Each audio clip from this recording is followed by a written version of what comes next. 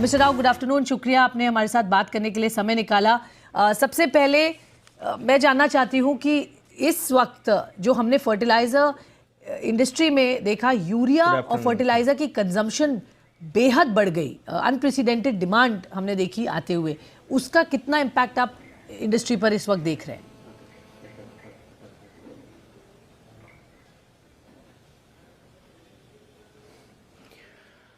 देखिए, जो आप बता रहे हैं कि जो फर्टिलाइज़र की कंजम्पशन इस साल compare to previous year it has gone up significantly.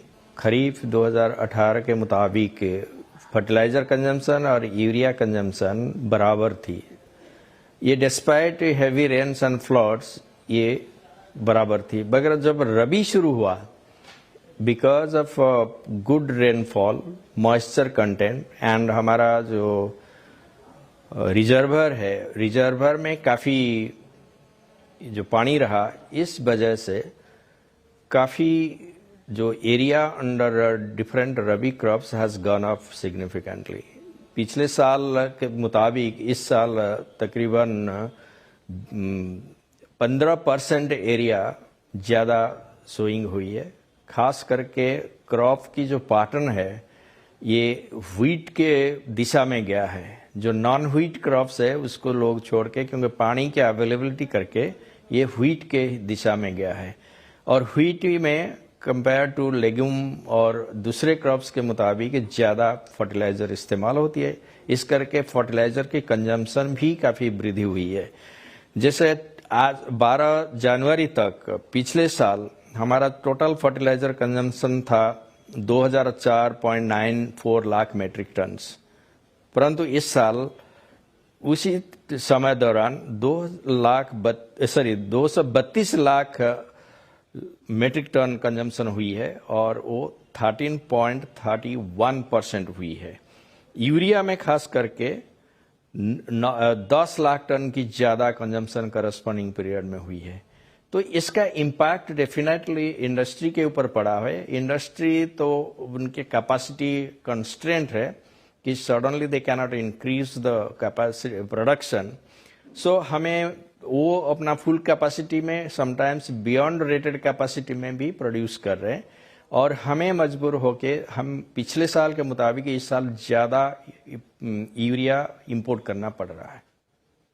बिल्कुल, तो ये है सिचुएशन इस वक्त। अगर हम देखें यूरिया और फर्टिलाइज़र सेक्टर और इंडस्ट्री की, तो सर आप इस बार इंडस्ट्री की जो वर्किंग कैपिटल रिक्वायरमेंट्स हैं, वहाँ जो दिक्कतें आ रही हैं, सब्सिडी जो पेंडिंग है, उसको आप कैसे देख रहे हैं? क्या उम्मीद की जा सकती है कि इंडस्ट्री को राहत मिले? उनकी काफ़ी बकाया है, उस पर भी आप ज़रा हमें जानकारी दीजिए।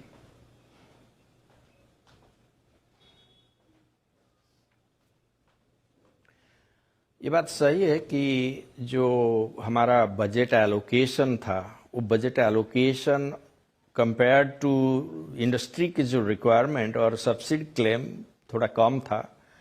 तो सरकार की तरफ से, हमारे डिपार्टमेंट की तरफ से और फाइनेंस मिनिस्ट्री की तरफ से बराबर कोशिश चल रही है कि इनके जो वर्किंग कैपिटल का स्थिति है उसको कैसे सुधार किया जाए। और इस बारे में हम फाइनेंस डिपार्टमेंट को एडिशनल बजट की मांग किए हैं। हमें उम्मीद है ये एडिशनल बजट जो रिवाइज बजट में हमें मिल सकती है। नहीं तो इनको जो फर्टिलाइजर कंपनीज है उनको और कोई व्यवस्था भी हम करने की कोशिश कर रहे हैं, जैसे उनको वर्किंग कैपिटल में कोई दिक्कत ना हो। इस पे थोड़ा इलैबोरेट करिए, क्योंकि हम ये समझना चाहते हैं कि गवर्नमेंट कैसे हेल्प करेगी। आपने बोला एलोकेशन आपने ज़्यादा मांग की है, कितनी ज़्यादा एलोकेशन की मांग की है सर? एक तो वो, दूसरी व्यवस्था जो आपने बोला कर रही है सरकार, वो क्या है? मतलब आप कैसे टाई अप करेंगे? क्या सरकारी बैंक से आपकी बातचीत चल रही है? थोड़ा उसको थोड़ा इलैबोरेट करिए, थोड़ा हमें समझाइए एग्जैक्टली क्या प्रक्रिया होगी।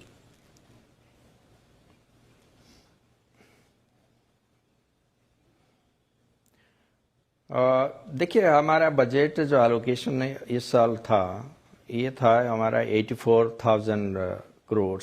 हम इसको डिमांड किए हैं कि हमारा ये बढ़ा के तकरीबन 1 लाख करोड़ किया जाए। सो ये एक प्रक्रिया, एक प्रचेष्टा जारी है।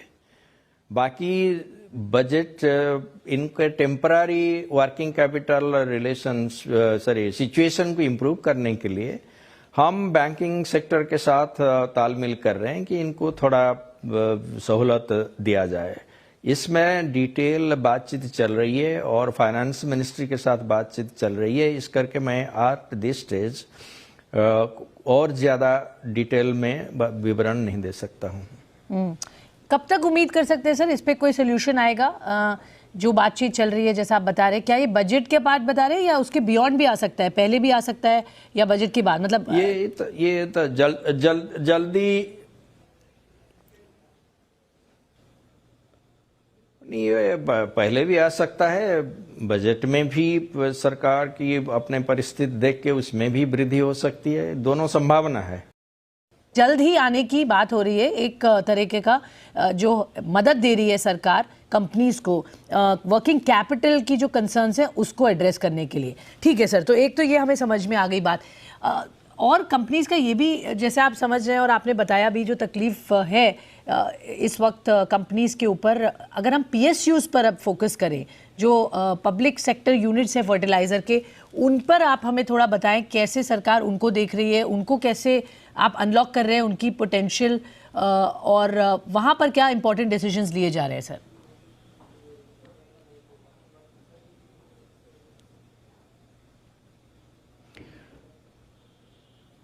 देखिए, सरकार की तरफ से कोशिश है कि पब्लिक सेक्टर अपने पैर पे खड़ा हो और इनके पास बहुत सारे रिसोर्सेस है, पर्टिकुलर लैंड रिसोर्सेस है और दूसरे एसेट्स भी है।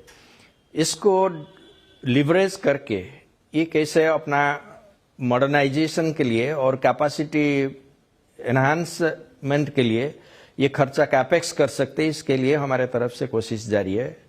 फॉर एग्जाम्पल जो फैक्ट है FACT है कोचीन में, उनको हम परमिशन दिए हैं और यूनियन कैबिनेट ने अप्रूवल किया है कि ये अपने लैंड रिसोर्सेस को डिस्पोज करके केरला गवर्नमेंट को डिस्पोज कर रहे हैं और करके 900 करोड़ की राशि उनको मिली है। उसमें वो 838 करोड़ की कैपिटल एक्सपेंडिचर करके उनका कैपेसिटी और मॉडर्नाइजेशन, कैपेसिटी बढ़ाएंगे और मॉडर्नाइजेशन भी करेंगे।